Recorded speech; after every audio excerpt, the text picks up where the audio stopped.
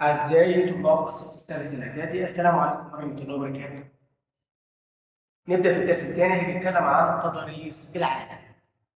قبل ما نبتدي ما تنسوش رجاء تشتركوا في القناة، تفعل زر الجرس وتعمل لايك وتشترك في القناة وتعليقاتك تهمنا. هنبدأ الدرس النهارده نتكلم عن تضاريس العالم. طيب قبل ما نبدأ عن كلمة تضاريس، يعني إيه كلمة تضاريس يا مستر؟ كلمة تضاريس معناها شكل الأرض، شكل سطح الأرض. طيب تبقى أنا هتكلم عن إيه؟ أنا هنشوف على الأرض في إيه؟ جبال نتكلم عنها، هضاب نتكلم عنها، سهول نتكلم عنها. الجبال منها. قبل ما ابدا الاول نتكلم عن تضاريس قاره افريقيا، دي اول حاجه. الجبال في قاره افريقيا هنا في جبال غرب القاره منها طروس في تركيا، زاجرس في العراق وايران. طب فين بقى؟ ادي القاره قدامنا اهي، ادي قاره اسيا. قال في غرب القاره في الغرب، نمشي مع القاره كده هنلاقي جبال طروس اهي، دي فين؟ في تركيا. طيب وجبال زاجرس اهي، دي فين؟ العراق هنا، وايران في المنطقه الثانيه الجنب الثاني. طيب عندنا جبال في وسط القاره، ودي سلاسل جبال الهيمالايا، ودي فيها اعلى قمه جبليه في العالم اللي هي قمه افرست. ارتفاعها كام؟ 8848 متر. فين جبال الهيمالايا؟ اهي. تمام. جبال شرق القاره، ودي منها جبال اليابان اهي، جبال اليابان. كده اتكلمنا عن الجبال. يا ترى الهضاب؟ قال عند الهضاب في وسط القاره، ودي عبارة عن هضاب تتشابه مع بعضها البعض. طيب أكبرها هضبة التبت أو التبت، ودي أعلى هضاب في العالم، بيسموها سقف العالم. ليه؟ ارتفاع قمم الجبال. طيب جنوب القارة في هضبة الدكن، ودي فين؟ وسط الهند.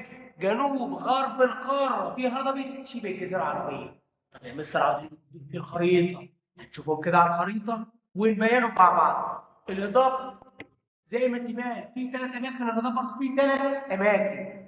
الهضاب في هضبة التبت، دي فين؟ قريبة من جبال الهيمالايا في وسط القارة. في هضبة الدكن، ودي مين؟ فين؟ في الهند. طيب وفي هضبة شبه الجزيرة العربية، موجودة في الدول العربية في منطقة شبه الجزيرة العربية. دول الثلاث هضاب. طيب عندي بعد كده السهول. طب السهول هتكلم عن ايه؟ هل انا اتكلم عن سهول ساحليه وسهول فيضيه وسهول صحراويه؟ طب في قاره اسيا انا نتكلم عن الاثنين بس، سهول ساحليه وسهول فيضيه. هنتكلم كده مع بعض ونشرح. السهول الساحليه تشمل سهول ساحليه على طول سواحل البحار والمحيطات اللي بتحيط بالقاره، وسهول متفرقه حول بعض قزوين. طيب سهول فيضيه ودي تشمل السهول الشماليه في سيبيريا وبيجري فيها انهار اوب، ينسي، لينا، وتنبع من الجنوب لتصب في المحيط القطبي الشمالي، ودي تتجمد في فصل الشتاء. النتيجه المترتبه على ذلك تفقد قيمتها الاقتصاديه. يعني ايه تفقد قيمتها الاقتصاديه؟ ملهاش قيمه لانها بتبقى عباره عن تلج.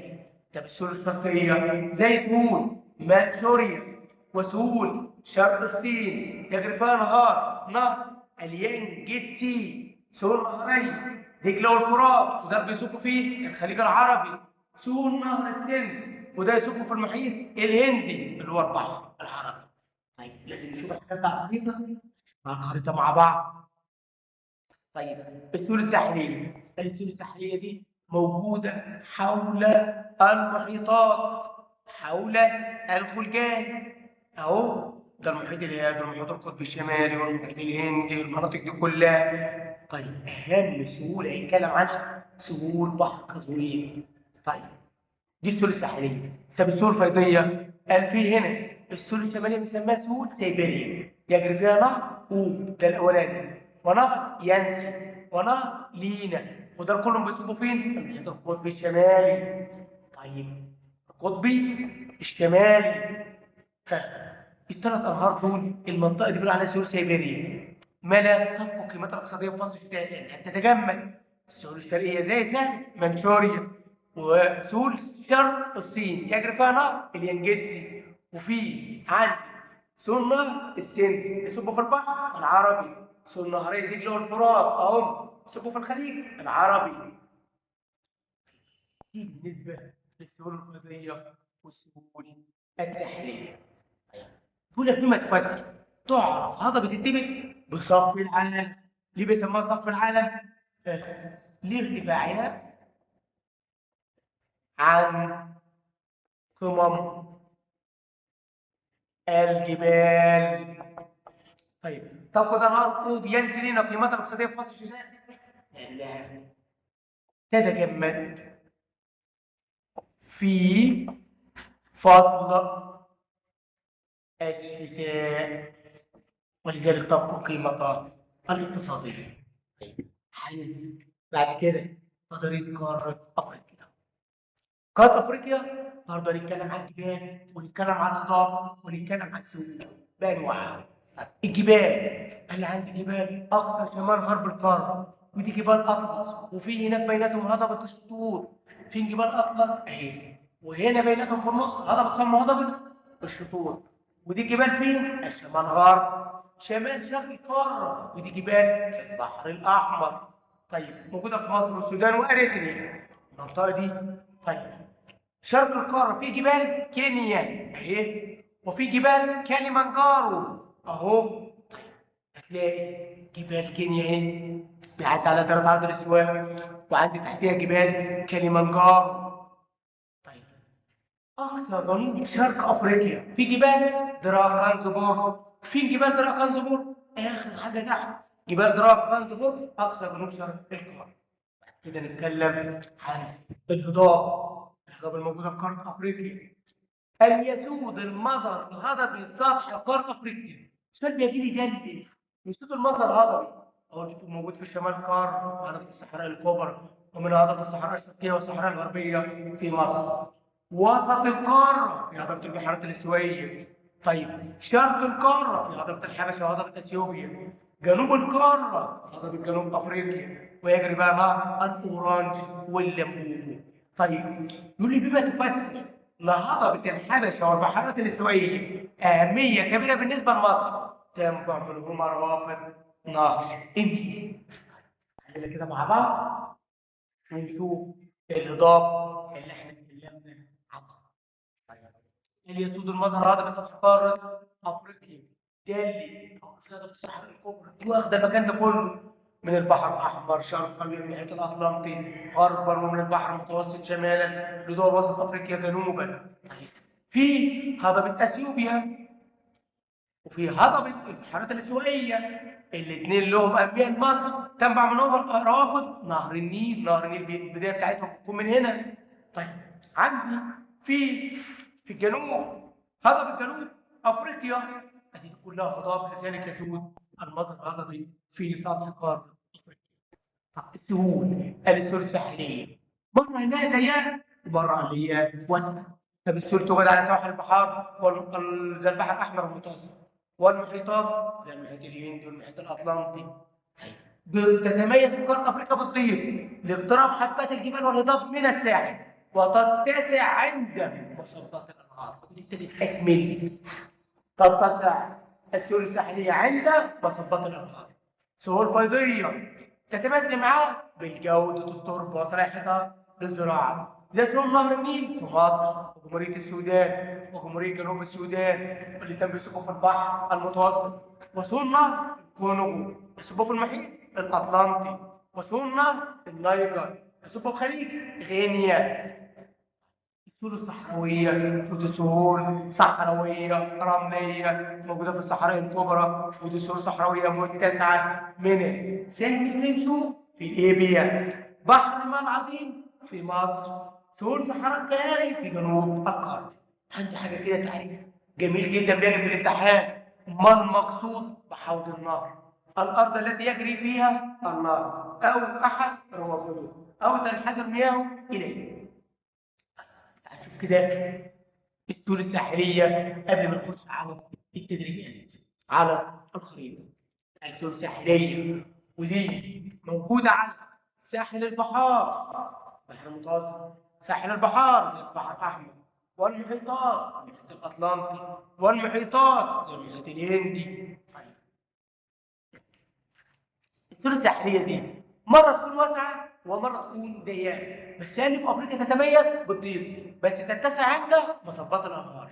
طيب السور فيضيه، ارض خصبه صالحه للزراعه تركز فيها المدن، اهمها سور نهر النيل، بيصبوا فيه البحر المتوسط، سهول نهر الكونغو بيصبوا فيه المحيط الاطلنطي، سهول نهر النيجر بيصبوا فيه خليج غينيا، وطبعا عندي نهري اورانج والليمون. طيب السهول الصحراويه موجوده في افريقيا ومتسعه.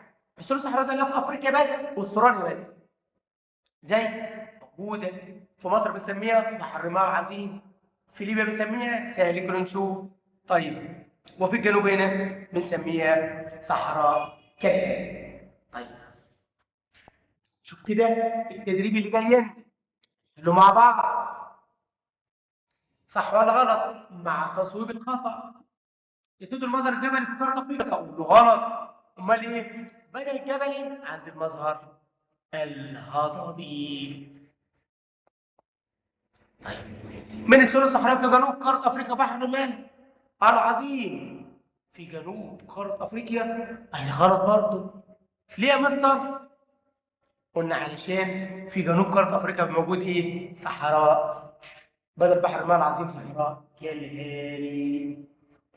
طيب ما المقصود بحوض النهر؟ الارض التي يجري فيها النهر أو أحد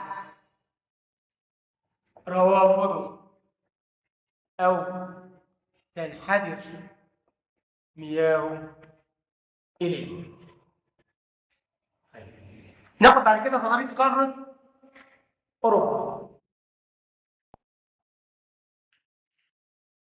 تضاريس قارة أوروبا، الجبال تتميز قارة أوروبا بالارتفاع. اثنين تغطى بالجليد، تقف بينهما أودية نهرية تجري فيها أنهار زي الراين والدانوب. الجبال دي تمتد سلاسل جبال الألب من الغرب إلى الشرق في وسط أوروبا، تعرف باسم جبال البرامس، ودي في آسيا في شمال أسبانيا. جبال الألب الدينارية، ودي في شبه جزيرة البلقان. تعال نشوف الجبال اللي احنا بنتكلم عنها. يبقى عندنا في جبال برامس اهي موجودة فين؟ المنطقة دي اسمها أسبانيا الدولة دي، والجبال الثانية اسمها جبال الألب الدينارية، المنطقة دي اسمها شبه جزيرة البلقان. دي بعديها الهضاب الموجودة في قارة أوروبا. قلنا الجبال كانت تمتد من الغرب للشرق، قال لها الهضاب تمتد من الشرق إلى الغرب، وتقطع أودية نهرية. أهمها هضبة الميزيتا ودي في أسبانيا، هضبة فرنسا الوسطى في فرنسا، ويقطعها أنهار أمها نهر السين. هنشوف الهضاب الموجودة على الخريطة. هضبة الميزيتا، الجمهورية تجعل معظم صحيح اسبانيا، وبعدين هضبت فرنسا الوسطى ودي يقطع نهر امام نهر السين. تمام؟ هنشوف الفيل التحرير كده سواحل قاره اوروبا كانت تمتاز بالتعرض وكثره الجزر مما ساعد على نشأة الموارد الطبيعيه. الامتداد في الغرب الشمال الغربي على ساحل المحيط الاطلنطي والبحر البلطي وبحر الشمال في الجنوب على ساحل البحر المتوسط. السهول الفيضيه بنسميها السهل الاوروبي العظيم. يقول لي السهل الاوروبي العظيم اهميه كبيره، ليه؟ يمتد من المحيط الاطلنطي غربا حتى جبال اورال شرقا، في مدن اوروبيه زي باريس وزي برلين، مكونات ومعظمهم من رواسب طينيه تتميز بانها سهول خصبه جيده صالحه للزراعه، كونتها الانهار. اهم الانهار نهر الفولجا وده اطول انهار اوروبا يصب البحر القزوين، نهر الراين يصب البحر الشمالي، نهر الدانوب يصب في البحر الاسود. السهول الساحليه والسهول الفيضيه الموجوده في قاره اوروبا ونشوفها. السهول الساحليه بصوا على ساحل اوروبا كده، ساحل اوروبا يمتاز بايه؟ التعرض شوف ازاي كله متعرف اهو. ده الى نشأة ايه؟ الموانئ الطبيعيه. طب السهل الاوروبي العظيم ده السهل الفيضي يمتد من المحيط الاطلنطي شرقا حتى جبال اورال غربا. سهل كبير يجري فيه عدة انهار. نهر الفولجا يصب بحر قزوين. نهر الدانوب يصب في البحر الاسود. ادي نهر الدانوب اهو يصب في البحر الاسود. نهر الراين يصب في بحر الشمال. ناخد قاعده كده هتلاقوها عندنا بس. يقول لك جميع انهار اوروبا تصب في بحار. تاني يا مستر، جميع انهار اوروبا تصب في بحار. زي ما شفنا كده، الراين بحر الشمال، الدانوب البحر الاسود، الفولجا في بحر القزوين. عندي اسم ما تعبر عنه العباره. هضبه تشغل معظم دوله اسبانيا. ده هضبه ايه يا جماعه؟ تمام، هضبه الميزيتا او الميزيتا على حسب كل بينطقها. اطول نهر اوروبا يصب بحر قزوين نهر الفولجا. طيب سهل يمتد المحيط الاطلنطي غربا حتى جبال اورال شرقا. السهل الاوروبي العظيم.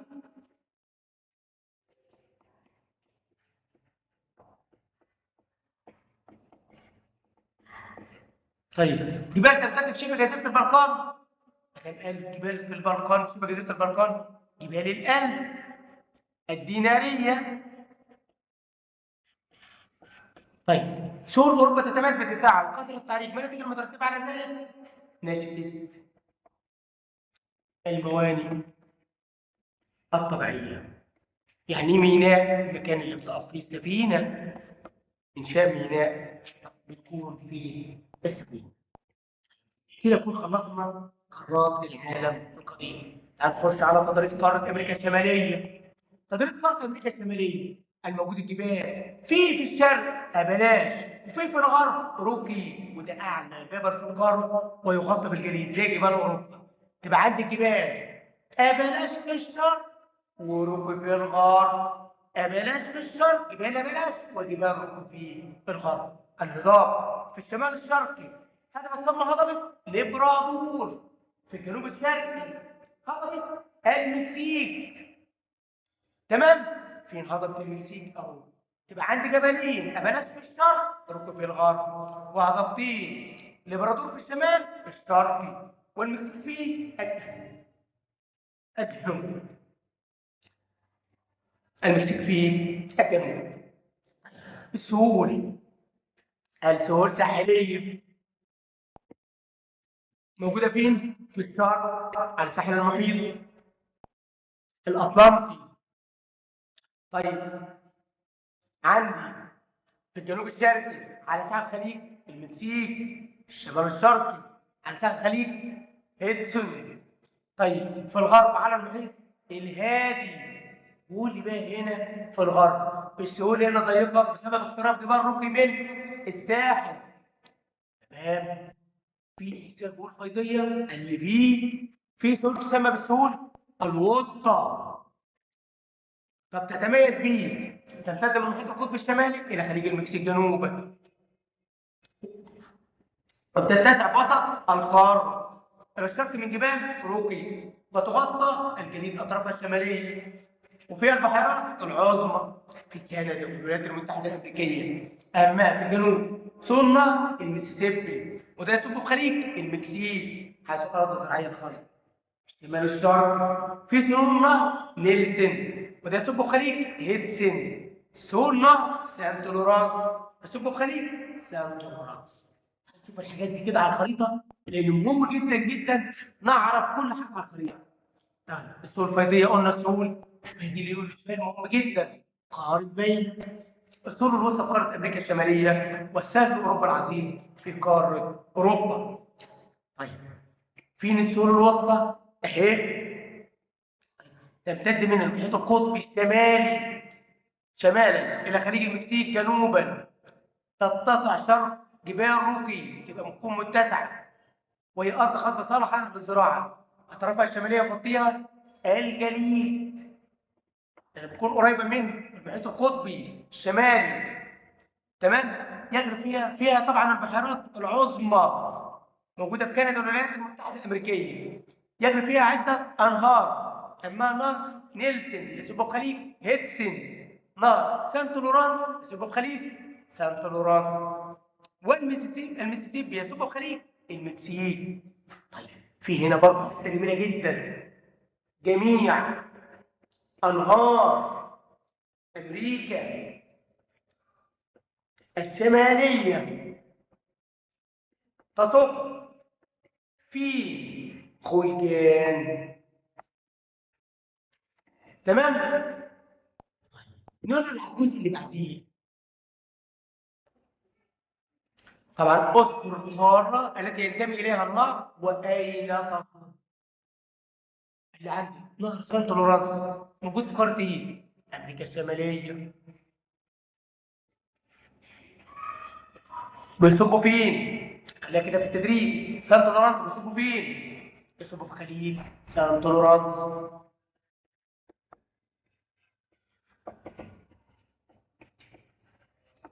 طيب المسيسيبي تبع قاره ايه؟ امريكا الشماليه. بيصبوا فين؟ المسيسيبي بيصبوا في خليج المكسيك.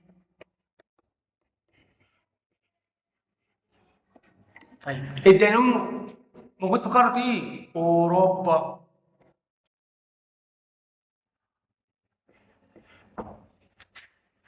طيب دانوب يصبوا فيه البحر الاسود.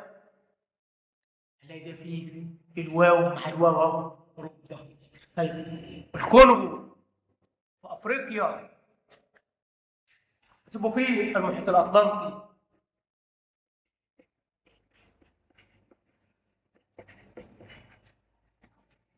نهر السند موجود فين؟ اسيا. يصبوا فيه البحر العربي، وبالتالي المحيط الهندي. ثلاث خصائص السور الوسطى في قاره امريكا الشماليه دلت من المحيط القطبي الشمالي شمالا حتى خليج المكسيك جنوبا، وتتسع شرق جبال روكي وبها البحيرات العظمى، ويجري فيها عدة أنهار. وأقدر أقول لهم بقى سانت لورانس يصب في خليج سانت لورانس، نيلسون يصب في خليج هيدسون، والمسيسيبي يصب في خليج الأسيوط.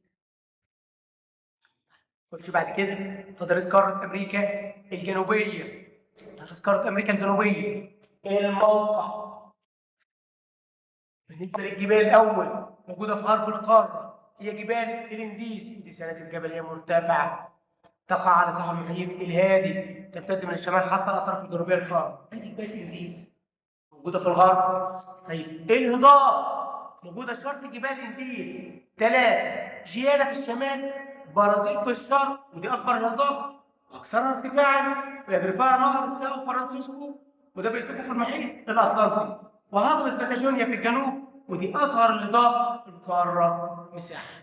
تبقى الهضاب جيانا، برازيل، باتاجونيا. برازيل أكبر، باتاجونيا أصغر. ادي 3 غرف. جيانا، برازيل، باتاجونيا. برازيل اكبر، باتاجونيا اصغر، وادي نهر فيها اللي بيجري فيها نهر ساو فرانسيسكو. تمام. عندي بعديها الطول الساحليه كلها متسعه ما عدا الغرب. ليه؟ اقتراب جبال الانديز من الساحل في شرق وشمال قاره تتسع على سواحل المحيط الهادي. طب السور الفيضيه في نهر الامازون ودي اوسع سور فيضيه في العالم يصب في المحيط الاطلنطي.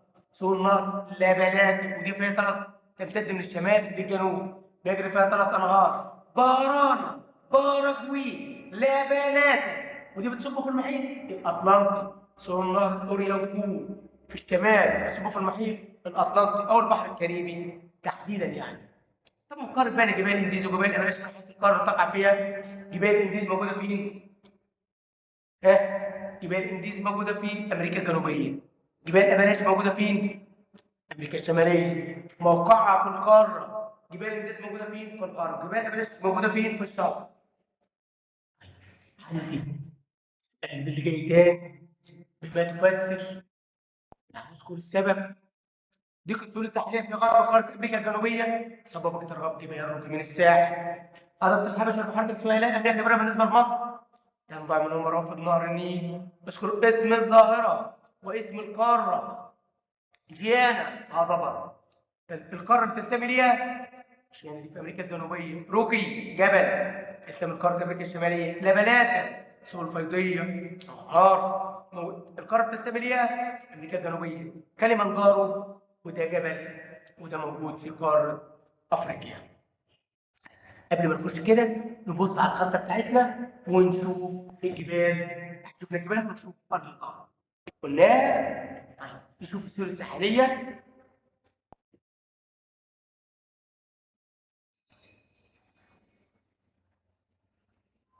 خلينا كده نشوف السهول الساحليه اهي واسعه في كل مكان ما عدا الغرب ضيقه بسبب اقتراب جبال الانديز من الساحل. قلنا ده نهر سان فرانسيسكو اهو بيصب في المحيط الاطلنطي. اوريانكو بيصب في البحر الكاريبي. الامازون اوسع سهول فيضيه في العالم بيصب في المحيط الاطلنطي. البحر الكاريبي طبعا نهر سان اوريانكو يصب في البحر الكاريبي وبالتالي في المحيط الاطلنطي. سهول لابلاتا بيجري فيها 3 انهار: بارانا اهو، باراجوي اهو طويل ده، ولابلاتا بيصبوا فين؟ في المحيط الاطلنطي. جميع انهار امريكا الجنوبيه تصب في المحيط الاطلنطي. اخر قاره نتكلم عنها يا جماعه قاره استراليا. طيب تدرس قاره استراليا او الاوقيانوسيا. عايزين نشوف كده تدرس قاره استراليا. الجبال موجوده فيها اللي اسمها جبال الحاجز الكبير او بنسميها الألب الاستراليه. تمتد على طول الساحل الشرقي للقاره، عباره عن شكل قوس مقسمه لقسمين: جبال الحاجز الكبير في الجنوب وجبال الحاجز الكبير في الشمال الشرقي، ودي تتميز بالارتفاع كما تقطع بعض الانهار. جبال الحاجز الكبير في الشمال وجبال الحاجز الكبير في الجنوب الشرقي على شكل قوس. طيب وموجود فيها عدة أنهار. فيها عندي الهضاب في قارة استراليا. هل تشبه تضاريس استراليا تضاريس قارة افريقيا؟ ليه؟ يسود كل منهما المظهر الهضبي. الدليل تشغل الهضبة الغربية نصف مساحة قارة استراليا. كم يتميز معظم سطحها؟ بالاستواء، سطحها مستوي. في الهضبة الغربية اهو ودي بتاخد نص قارة استراليا. السهول الساحلية. السهول الساحلية هنا تتكلم في الشمال والغرب والجنوب. تتسع في الشرق بتضيق تبقى تكون ضيقة. وهنا طبعا ليه؟ سهول متسعة. السهول الساحلية في الشرق بتضيق ليه؟ اقتراب جبال الحاجز الكبير من المحيط الهادي. السهول فيضية ودي سهول متسعة يجري فيها نهر ميري ونهر دارلينج يصبان فيه خليج الاسترالي الكبير، وهي سهول زراعية توجد فيها الكثير من المدن الهامة. السهول الصحراوية دي موجودة في استراليا وموجودة في أفريقيا وده شبه بيناتهم غير المظهر الهضبي توجد في الداخل وفي الغرب، وهي صحاري رملية تقل بها موارد المياه. خلينا نشوف كده الأسئلة دي وحلها مع بعض. بقول دي في تدريس استراليا تدريس قاره افريقيا، سيب كل منهما المظهر الهضبي واشرح بقى براحتي. تتشابه السور الصحراويه في قاره افريقيا واستراليا، هيوجد في كل منهما سور صحراويه في افريقيا، في بحر الماء العظيم سالك الجوف في ليبيا، وبحر الماء العظيم في مصر، صحراء كالهاري في الجنوب. طيب وفي استراليا في صحاري موجوده في الغرب والوسط وتطل بها موارد المياه. تشابه امريكا الشماليه والجنوبيه من حيث السور الساحليه والموقع الجغرافي. السور الساحليه الاثنين ضيقين في الغرب، السبب اقتراب الجبال من الساحل. الموقع الجغرافي يحد كل منهما شرقا المحيط الاطلنطي، غربا المحيط الهادي. تمام؟ كده يكون خلصنا الدرس، وباقي عندنا التدريبات اللي على درس تضاريس العالم. عند النقطة دي نقف، وإن شاء الله بإذن الله هنحمل المذكرة برقم 1 وبها الأسئلة وبها الشرح اللي احنا بنشرح منها. وبعد كده أي سؤال عندك يقف قدامك تبعته لي، وتبقى وقفنا عند درس التضاريس ونحل الأسئلة مع بعض المرة الجاية بإذن الله. السلام عليكم ورحمة الله وبركاته.